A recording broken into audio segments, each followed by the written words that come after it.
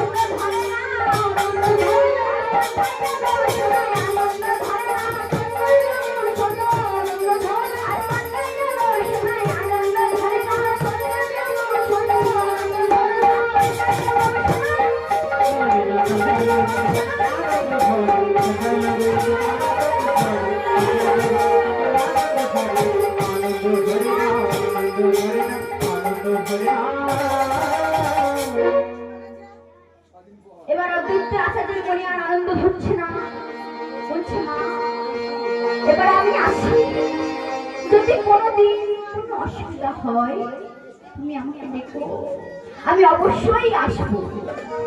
এই কথা বলে অদ্বৈত আচার্য শান্তিপুরে চলে গেলেন।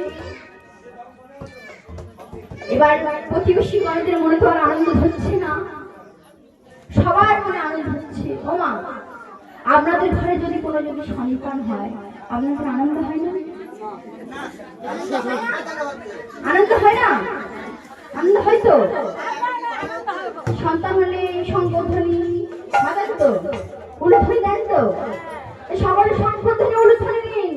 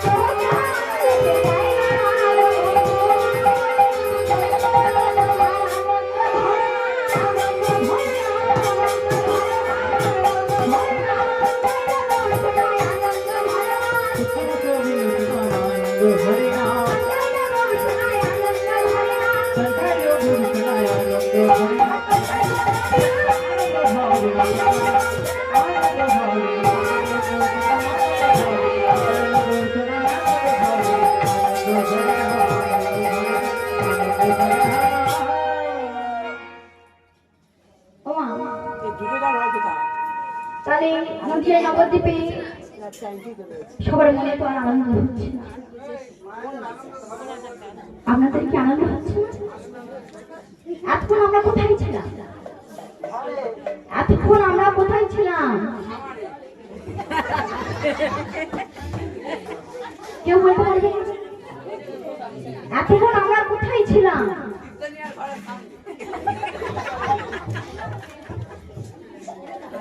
নদিয়ায় তো, নবদ্বীপ ধাম মাঝে। এবার কোথায় যাব?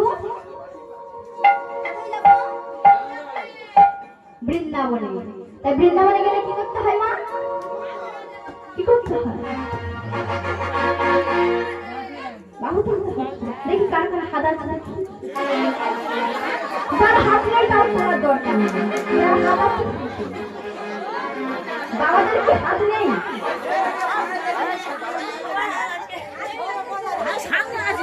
এদিকে মা তার গালে হাতে বসে আছে। জয় রাধা। সবাই বৃন্দাবনে যাবো, উলুধ্বনি শঙ্খধ্বনি। হরে রাজা তোরা বলে দিনা কোথায়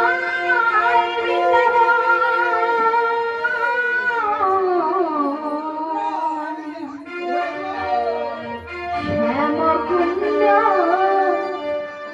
রাধাকুণ্ড গিরি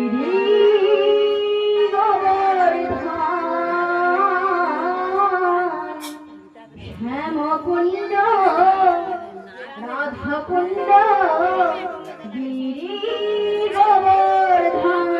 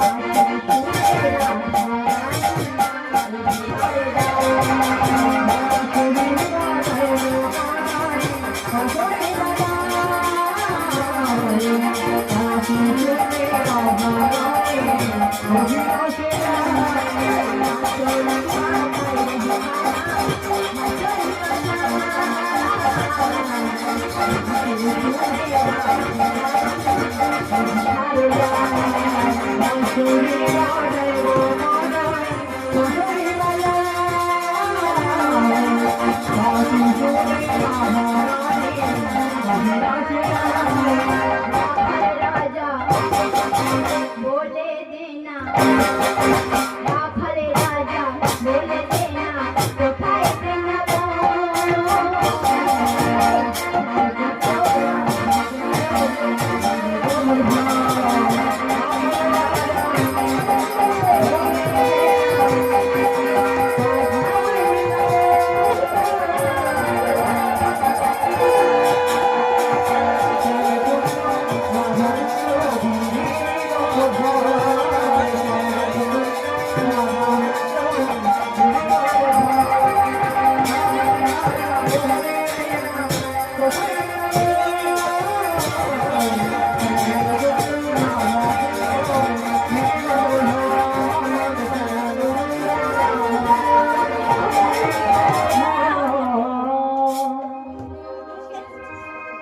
মায়েদের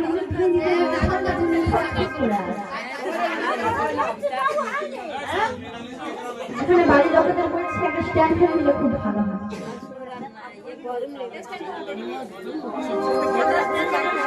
সবাই মিলে আনন্দ করবেন তো?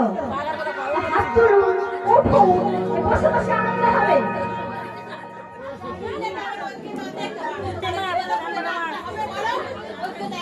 সবাই উলুধ্বনি দিন।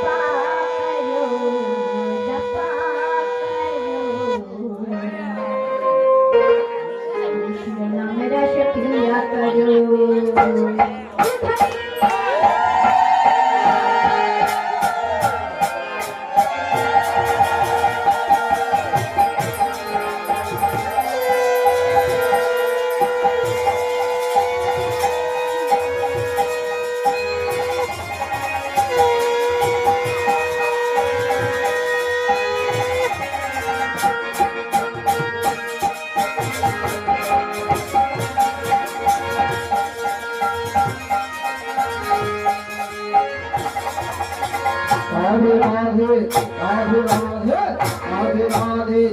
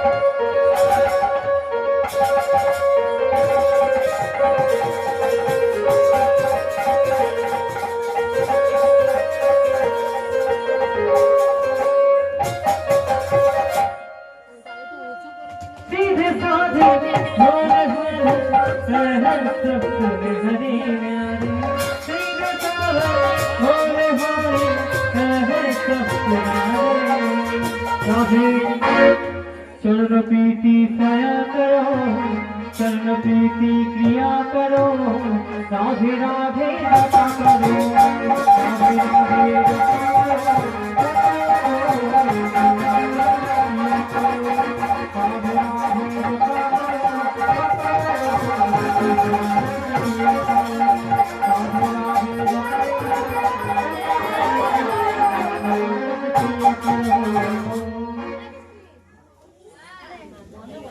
এবার আমরা লীলায় প্রবেশ করব।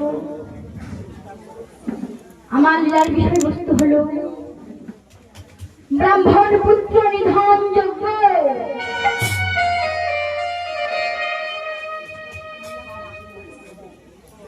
প্রদ্যুম্ন নামেতে রাজা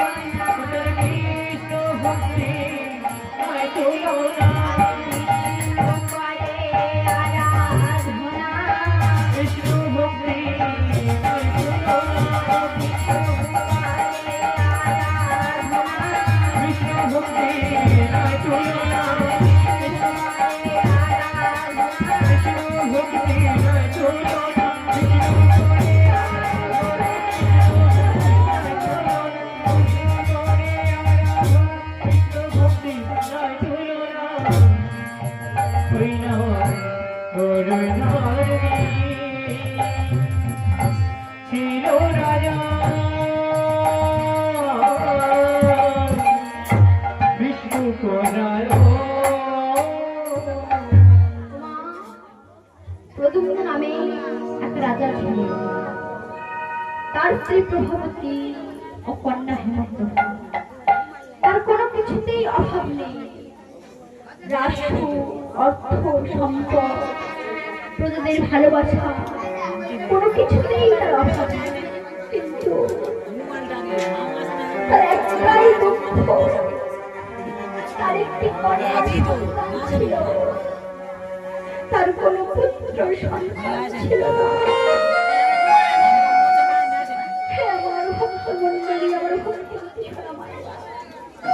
শাস্ত্র আছে, পুত্রাত্মে প্রিয়ত্বে ভার্যা পুত্র পিত্র প্রয়োজন।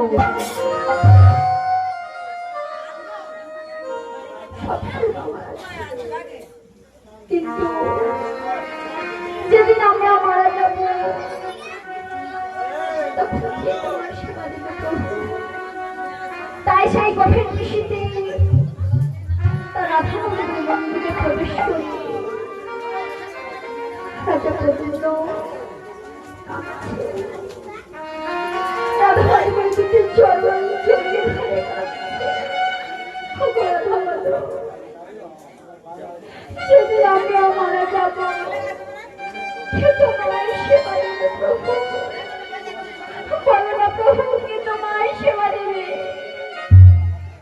তাই রাধা মাধবের দুটি চরণ ধরে কাঁদছে আর মনের অন্তরের বেদনার কথা জানাচ্ছে। কি বলছে?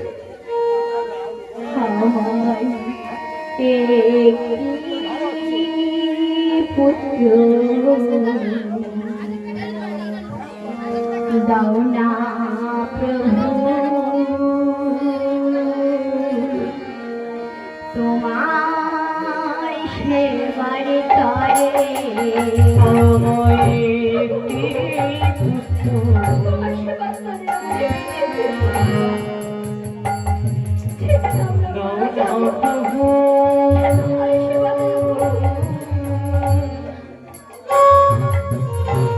তোমার সেবা করে আমার একটি পুত্র দাও না প্রভু, তোমার সেবার তরে আমার একটি পুত্র দাও না প্রভু, তোমার সেবার করে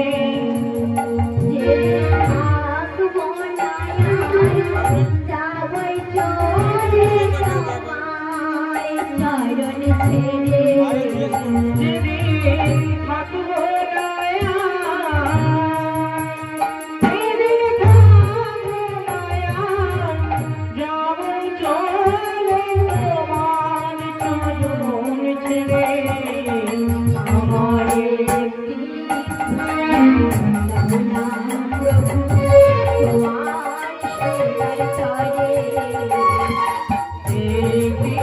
পুত্র দাও না প্রভু, তোমার সেবার করে।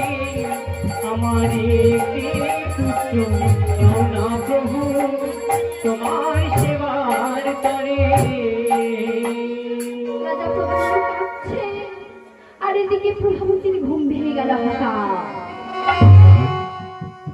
ঘুম ভেঙে দেখছে পাশের শয্যাতে স্বামী সারা প্রাসাদ তন্ন তন্ন করে খুঁজলে কোথাও দেখতে পেলেন না। সদর দরজার বাইরে গিয়ে দেখলে রাধা মাধবের মন্দিরের দরজা খোলা। ছুটতে ছুটতে গেল, গিয়ে দেখছে মহারাজ রাধা মাধবের দুটি চরণ জড়িয়ে ধরে কাঁদছে। ডাক দিলেন, মহারাজ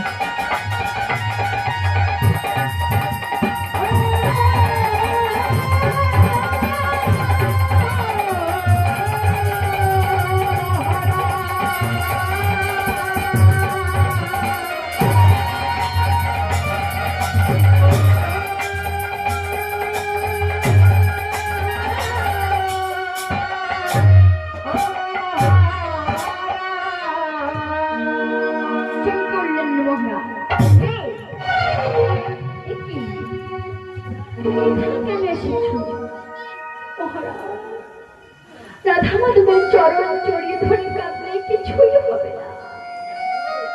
শাস্ত্রে আছে কৃষ্ণ রুষ্ট হলে গুরু রাখিবারে পারে, রাখিবারে পারে,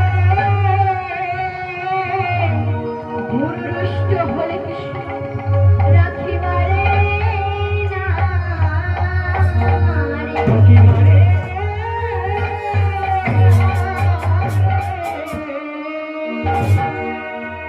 মহারাজ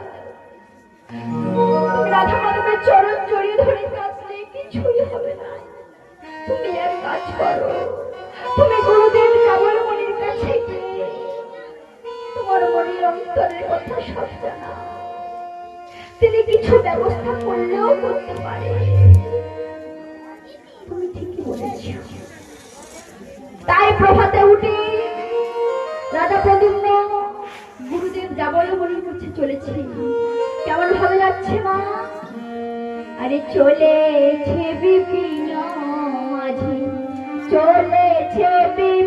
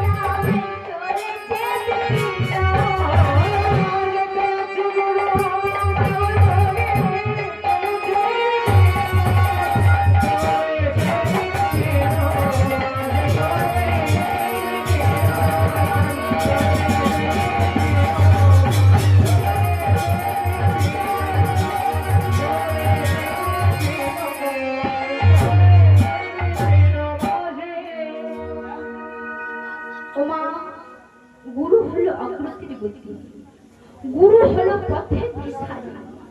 গু শব্দের অর্থ অন্ধকার, রু শব্দের অর্থ আলো, অর্থাৎ যিনি অন্ধকারের জগৎ থেকে এই আলোর জগতে আনে।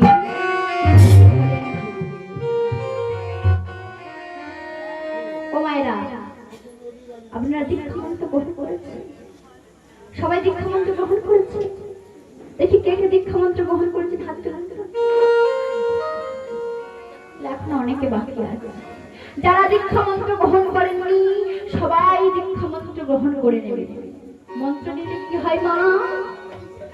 দিন তার আনন্দে যাবে, ভজবে গুরু নাম। আরে গুরু ব্রহ্মা, গুরু বিষ্ণু, গুরু ভগবান।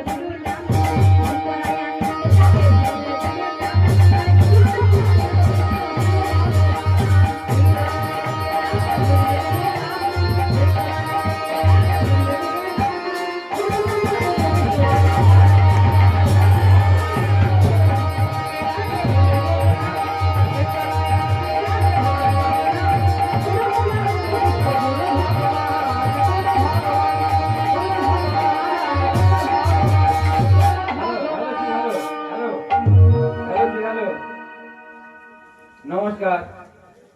আজকে এই যে হরিবোধ জানার বাড়িতে যে কীর্তন গান পরিবেশন করছে, ছায়া মণ্ডল যে হরিনাম সংকীর্তন করছে, ওই গানে সন্তুষ্ট হইয়া ৬ নম্বর গ্রাম নিবাসী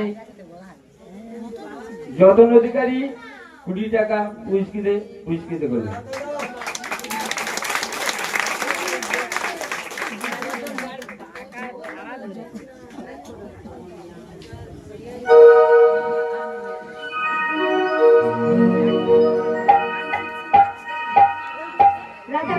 রাজা প্রদ্যুম্ন গুরুদেব কাবলমণির কাছে পৌঁছে গেলেন। গুরুদেব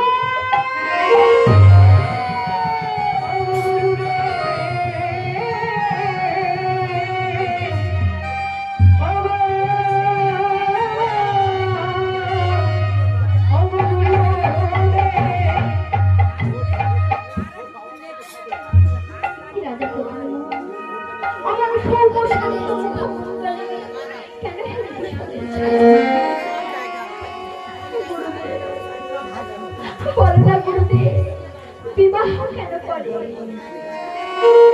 শোনো বৎস, তার দুটি কারণ। প্রথম কারণ, স্বামী স্ত্রীর সুখ দুঃখের সাথী, স্ত্রীর স্বামীর সুখ দুঃখের সমান ভাগিদার। দ্বিতীয় কারণ, স্বামী স্ত্রীর উভয় মিলনে একটি সুসন্তান উৎপন্ন হয়। তারও দুটি কারণ। প্রথম কারণ, পিতা মাতা